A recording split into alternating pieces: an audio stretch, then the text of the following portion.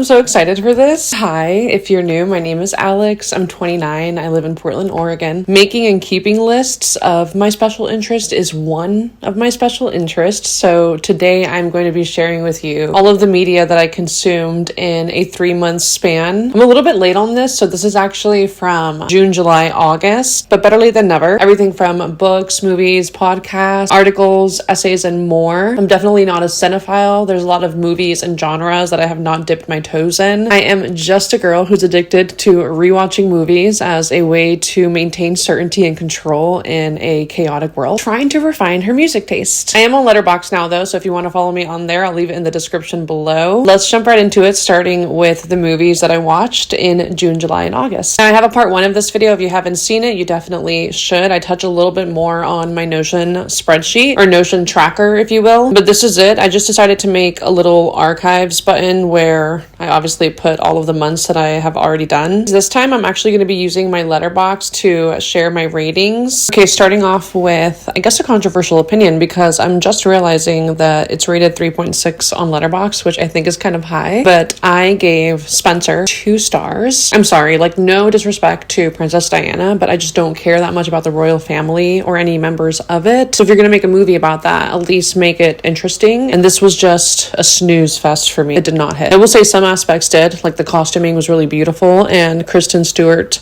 dominates as Princess Diana. I fucking love Kristen Stewart. So that makes the movie a little bit more bearable. The music is really good, so there are parts of it that keep you hooked just enough to finish it, but overall I would not recommend. One of my favorite movies of the year so far is I Used to Be Funny with Rachel Sennett. It's about a comedian struggling with trauma while missing someone who's connected to that trauma and also happens to be the girl that she babysat. So really complex already off the bat. Quick trigger warning for essay on this one. I think this movie is so good and very well executed, well written. I love Rachel Sennett and her partner in crime, Ayo Edebiri. I truly think they're the Amy Poehler and Tina Fey of our generation. They have such a way with their chops, such a nonchalance to them. Their wit and humor really borders on the edge of millennial and Gen Z humor, and I think that they can appeal to so many people. If you haven't seen any movies with either of them, I'd recommend Bottoms. So good. I did watch The Talented Mr. Ripley for the first time ever. Perfect summer watch. Such an aesthetically stylish movie, both cinematography, setting-wise, and style-wise. I thought it was good. Another favorite watch of the year for me is Companion with Sophie Thatcher, who's in Yellow Jackets, which is one of my favorite shows. And honestly, I feel like this movie hasn't been recommended enough, talked about enough, so I'm gonna say very little on it. In fact, I'll say nothing. I really think it's one of those movies that it's best to go in completely blind. I truly recommend it. It's a little campy, it's a little outlandish, but just my kind of horror/thriller movie. And Sophie Thatcher is so good. She's gonna be a horror scream queen of our generation. I just know it. Next up is a cult classic rewatch for me, 13. Have you seen this movie? Because if you know, you know. I saw this movie for the first time as a teenager, and it just kind of like swooped right over my head in an almost ironic, satirical way, because in a way I was living that life. I mean, not to the T. The movie's a little bit exaggerative at times, but I was laughing at it in the same way that I was laughing at Twilight. What is it about Catherine Hadwick movies? If you didn't know, the director of the first Twilight movie is also the director of 13. Why they picked her, I don't know, but she's kind of iconic. She definitely has her own distinct style, but anyways, this movie is just about nerdy girl befriending popular girl, becoming extremely chaotic, but it has thicker themes that you can definitely catch on to when you're older, especially if you relate to the characters. It is the type of movie that I think you do have to relate to some of the themes. Otherwise, you might just find it a little bit insufferable.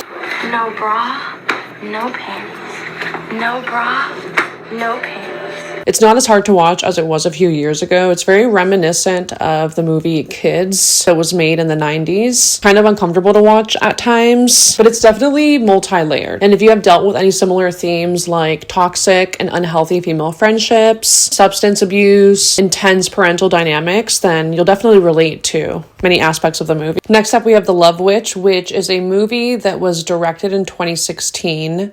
I actually forgot her name, but it's worth mentioning because She directed it, she did the costuming, she wrote it, and I was really intrigued by this one. Little did I know that it is a pretty unique feminist cult classic. I was still trying to decipher how I feel about this movie, and I think at the end of the day, I have nuanced feelings and thoughts about it. It's about a modern witch in the 60s who lives in her gothic apartment and casts spells on men to make them love her to a point of danger. I gave this one 3.5, which is still pretty high in my opinion. On one hand, the movie is stylistically so intriguing to watch with the set choices. The costuming is so good. The vibes are very like Sabrina the Teenage Witch. And then on the other hand, it definitely has some thick themes of feminism. I'm unsure quite what it's trying to say, which I don't know how I feel when a director is so open to interpretation. Sometimes I just want you to decide on a message and find a way to convey that message. But this movie has some insane quotes that you can spiral just thinking about. Definitely thought-provoking. Like so many moments that you're like, whoa, I need more context on this. And at the end of the day, the movie falls a little bit flat for me just because it just comes down to preference on what type of films you like. Definitely recommend watching. It's an interesting watch. If you've seen it, I'd love to know your thoughts on it. I gave this one a 3.5, which is still pretty high in my opinion. I watched Call Me By Your Name for the first time ever. I gave the movie a 4-star. I liked the movie. The vibes are just so good. The Italian summer vibe that is a genre all on its own. I will say that I am shocked everybody romanticizes this movie as much as they do. I actually did not know about the age gap of this movie.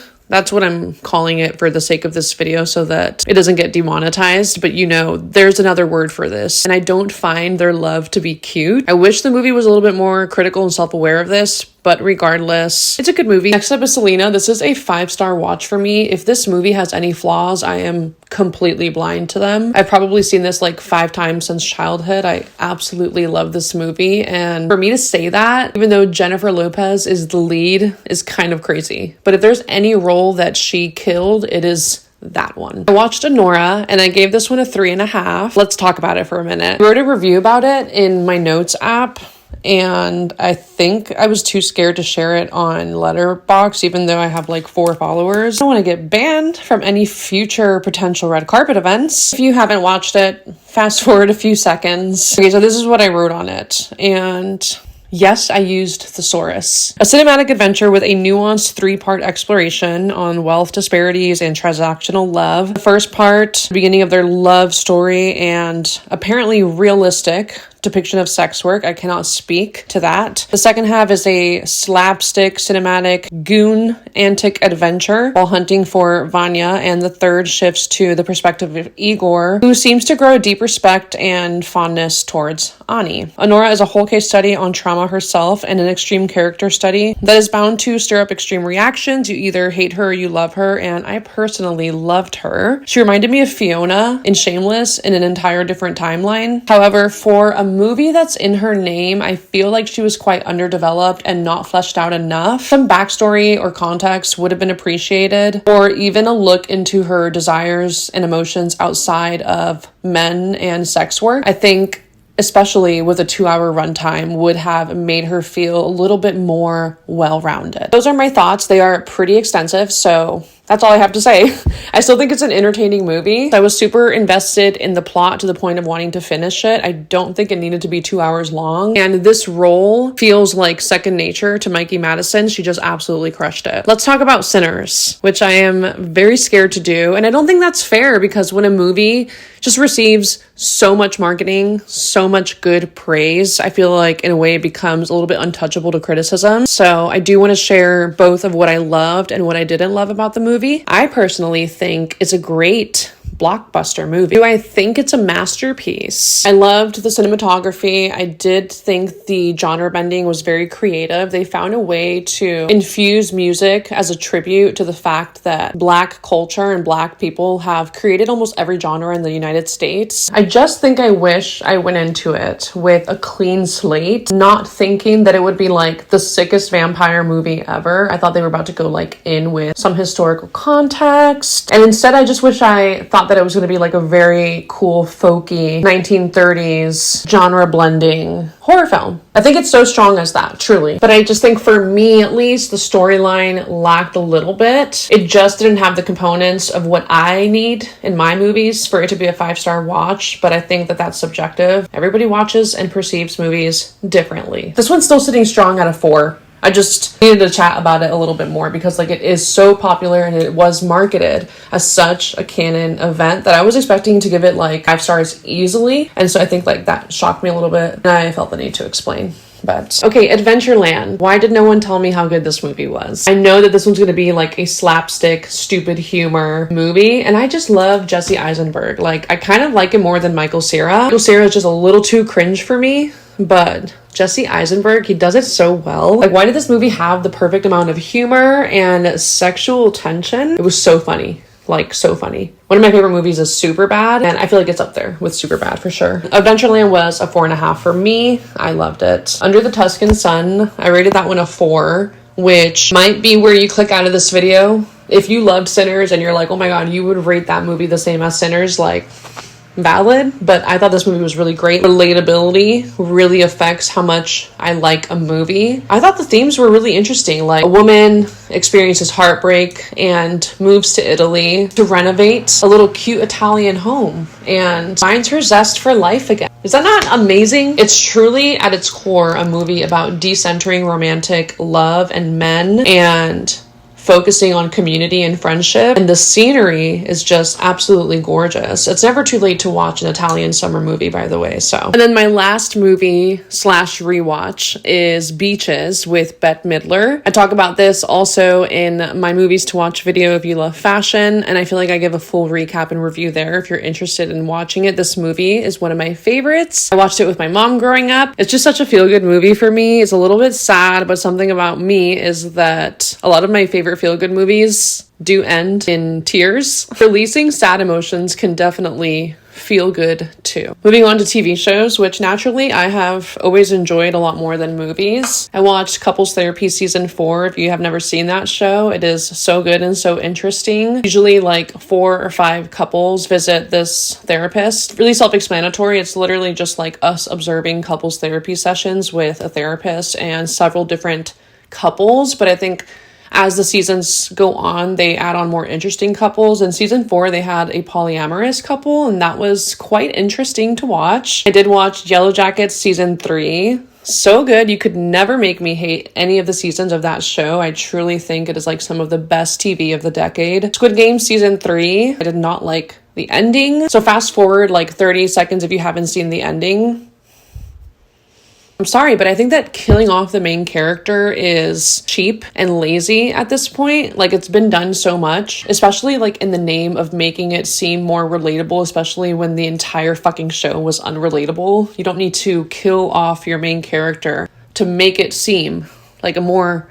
like that's what would happen in real life, right? I don't know. I just don't like that. Desperate Housewives. I finished it and I have been recovering ever since. Truly, like I take back what I said about Yellow Jackets because Desperate Housewives is like the best television I think I've ever watched. Holy shit, like such a feel-good, comforting show. Brie is my favorite character ever that I think I've ever watched on television, and her character arc is fucking phenomenal. Last season sucked, but like it is what it is. I cannot wait to forget most of it so that I can rewatch it. In fact, when I finished Desperate Housewives, I desperately searched for an alternative, and a lot of people were suggesting Why Women Kill season 1. I watched it literally, actually. Okay, so Desperate Housewives, like I'm kind of joking when I say that it's like the best TV ever because definitely has like some problematic parts and outdated jokes, etc. So like naturally it can't literally be some of the best TV, but I'm not kidding when I say that Why Women Kill season 1, at least I haven't seen season 2. It's an anthology, so the second season is different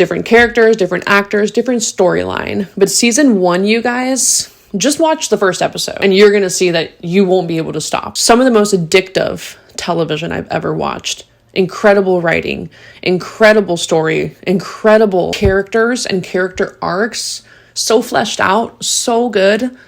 please watch the show if you haven't already. Hunting Wives. I don't think I need to talk too much about this one. It was literally like on the top 10 on Netflix for so long, which I found kind of funny because if you would have told me that I would have eaten the fuck up out of a Texan Republican sapphic dramedy mystery show, I would have told you to fuck off. Does Margot's wig look absolutely ridiculous?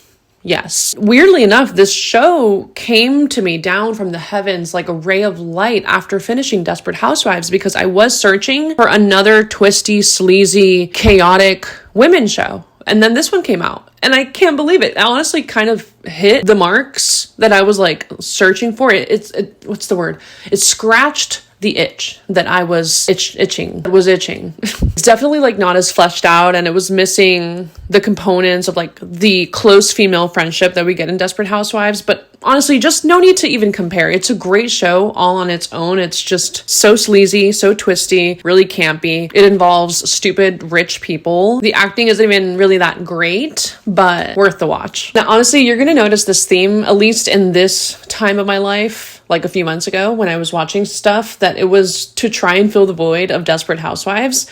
So my next show is Good Girls, and this is another show that I found on forums recommended. I say forums, it's really just Reddit and like maybe TikTok recommended this show if you are looking for a show similar to Desperate Housewives. And I can honestly say it gave me very similar feelings, similar vibes. Definitely had that strong component of like friendship. But if you haven't watched Good Girls, it's just about 3 suburban women living in Detroit, and they just decide to become criminals, start robbing banks, and I won't say much else. It's really entertaining. The writing is so fucking funny, like so funny. Right now I'm on season 4, and I knew that it was gonna get a little bit like for season 4, just because a lot of people mentioned in the recommendations like that it's a near perfect show, and then it just kind of starts to go downhill. And I know that it was canceled, so that does suck. Keep that in mind. But I still think that like the first 3 seasons are really good TV. 2 shows that I haven't gotten around to finish for the exact same reason, and that is because they really just feel like they fell off a little bit to me, and that's The Bear and Severance. I know that one day I will get back to them, but I'm like so bored of them right now. I don't know what it is. I'm in season 2 of The Bear, and I fucked up and came across a spoiler for Severance. So like I know how it ends. I don't know how I feel about it. And I think that like we ended up canceling Apple TV, and that's why we never finished it. And then another show that I kind of forgot about, and I'm so annoyed, I'm going to actually start this again tonight, that I haven't finished, is Survival of the Thickest. This is like one of my favorite shows ever, about a mid to plus sized woman, Michelle, how do you say her last name? Michelle Buteau. She's so funny. Like, oh my gosh, she's so funny. She definitely deserved her own show. And she is like a plus size stylist living in New York trying to get over a breakup. Very Sex in the City, except with an actual diverse cast and storylines, and it's really good. Actually, surprisingly, can get like kind of deep at parts too. One of my favorite characters is Khalil, played by Tone Bell, and I feel like he's a really fleshed out, complex character, which we love to see a complex Black man represented on TV. But we're moving on to like some of my favorite YouTube videos that I have watched. I love watching Modern Girls' monthly recaps. It's like news for the girls. I found this video by this YouTuber called Meg. Very interesting. Nostalgia and the loneliness epidemic and being in your 20s. She talks a little bit about why she feels like we won't be nostalgic for this particular time, and how it's possible that we've surpassed the times in which we can feel nostalgic for, if that makes sense. Like, we're living in such a state of micro trends and fast moving trends in general, that because we don't have anything that defines this moment and this decade, it might be hard to ever feel nostalgic for it, which I have definitely felt. I think we're all dealing with like a lot of nostalgia to the point of like perhaps sadness. This was like a really relatable video for me. A huge theme in my life the last couple of months has been grieving a friendship breakup, and so it's been helpful to like receive other perspectives on that, whether it be through podcast or through YouTube. You know, I'm actually going to move Odysseys from my recommendations right now because he posted a video that was unfavorable in defense of Charlie Kirk. So I don't recommend watching him anymore. I don't like when I don't know where a person stands politically. Nothing too inspiring in like my YouTube section. I've been watching a lot of Pawn Star and Antique Roadshow videos. Super entertaining and like super just interesting to see all the expensive treasures that people have in their homes. Then I have been watching a lot of nature BBC videos, especially before bed, because I just find that to be really relaxing before sleep. Moving on to books. I have not been reading a lot this year at all. I am in like a super big reading slump. And I've only finished Blue Sisters by Coco Mellors in this last few months. And it was okay. I mean, I did not love the book. I think I rated it 2 stars. The novel follows 3 sisters reeling from the overdose of their 4th sister who passed away. So they are all trying to deal with the grief and piece their lives all back together. It's a story about grief, addiction, and the unconditional love that etches through family dysfunction. On paper, it has like everything that you would think I would love, but it just fell so flat to me. I attribute some of that reasoning to the fact that I watched His 3 Daughters, and that was like such a fucking great movie that is such similar themes that I was like, oh my God, this is what you were trying to do. All 3 of the sisters alternate between getting their own chapter, and I still somehow felt very detached from them and disconnected. The prose leaned a lot on a lot of overwritten metaphors and a lot of telling instead of showing, which I know like it's not a movie. What do you mean by showing? But I think that there's a way to show and not tell, even in a book. The 3 sisters all play into a very obvious trope. That's fine as a starting point, but none of them really developed past that. The character growth felt non-existent. By the end of the book, the grief kind of felt stuck in place, which is relatable. I get that about grief, but it just wasn't like a satisfying ending for me. And even though I relate to the dynamic of like complex sibling dynamics, I just need at least one character to like anchor onto and root for or understand on a deeper level. I don't think there was like any cultural representation in this book, which I'm honestly going to start like including in my book ratings because it's 2025. Like, do better, you know? There's like a hint of a little bit of cultural exploration with one of the sisters' wives, Chiti, but it barely scratches the surface. And even though the characters were not in their teens, the book read as like young adult to me. So personally, I did not enjoy it.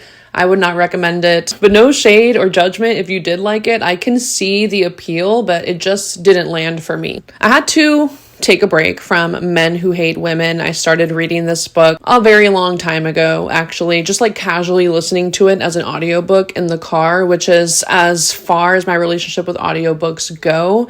I'm not one to listen to audiobooks like in the house or while doing chores. I need to be like paying attention. So I only ever listened to them in the car, and this was just getting too fucking infuriating. If you've read this book, then like you know what I mean, but Men Who Hate Women is a super in-depth exploration on misogynistic corners of the internet and the manosphere. I think it's very well written and an important read, even though it is very maddening, but it did start to read as a little bit redundant. Like at one point I'm like, I get it.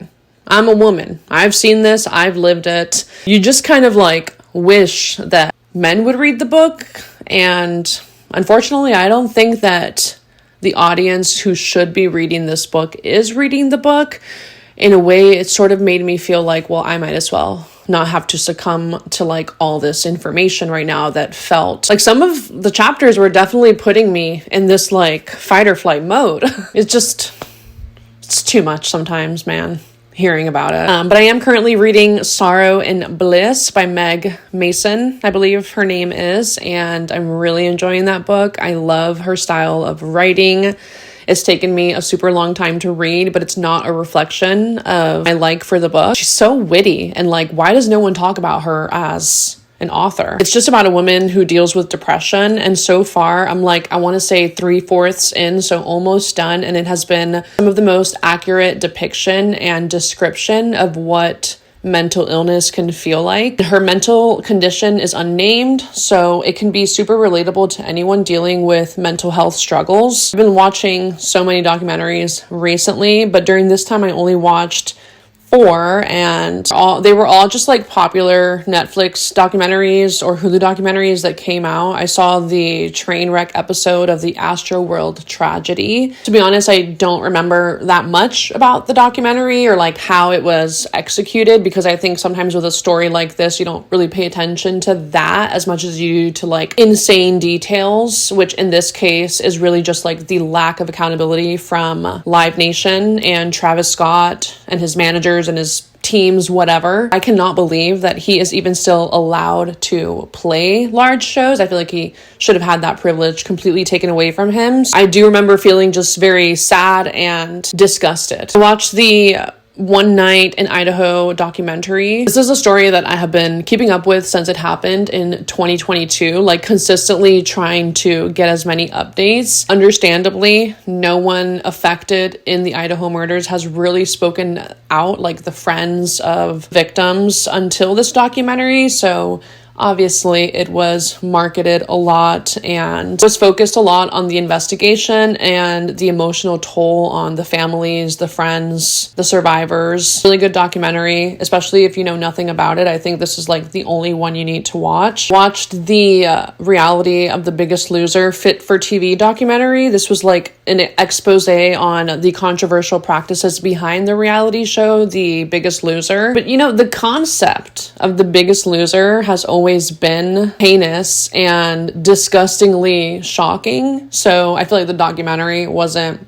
giving us any new information. Reality TV in the 2000s was so fucking unhinged. Like, what discussions were happening in the writing room? TV producers are like, okay, but does it have fat phobia? Does it have racism? Does it have misogyny? Unsent Texts, Things We Never Said, is an essay by one of my favorite writers. And in their words, this is a love letter to the things we don't say and how closure can feel impossible when the conversation just stops. In the end of it, she includes an unsent letter to her ex-best friend, which as someone going through a friend breakup felt extremely validating and resonated a lot with me. I also really enjoyed this Can Slow Living Survive Real Life, where she sort of challenges the belief of slow living and she touches base on different points like cultural layers and how for slow living to be a real durable practice, there has to be room for messiness as well, and how slow living can be possible if it's imperfect and if we allow ourselves to show up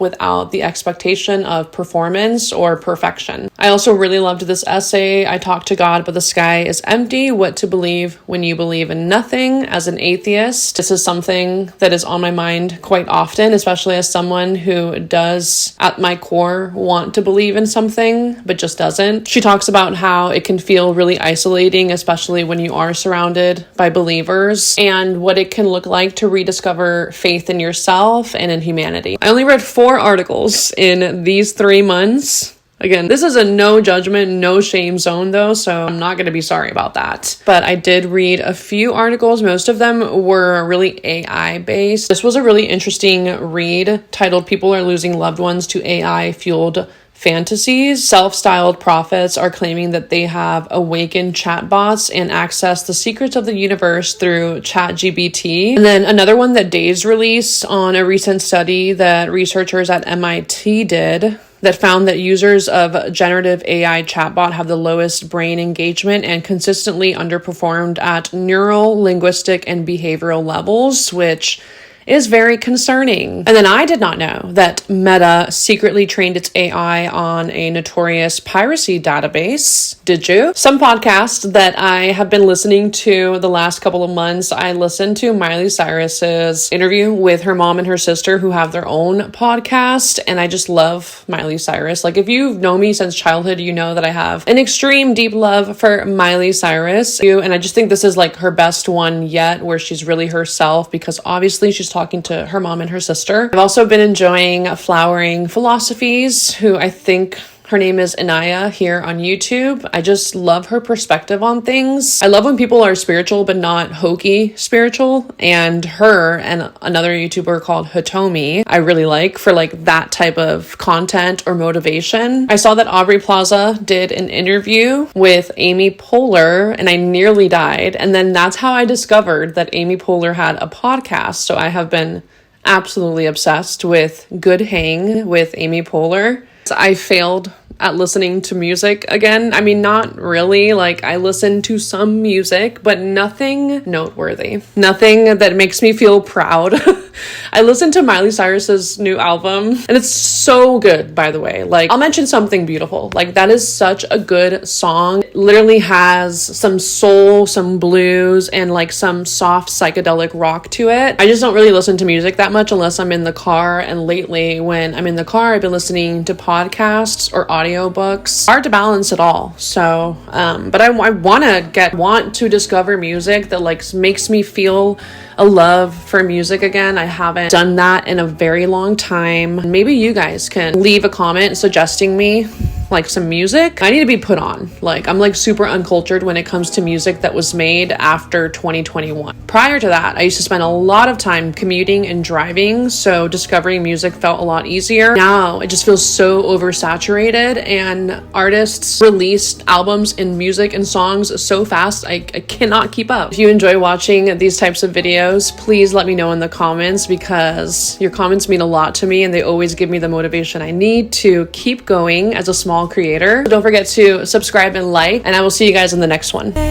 Keep us down.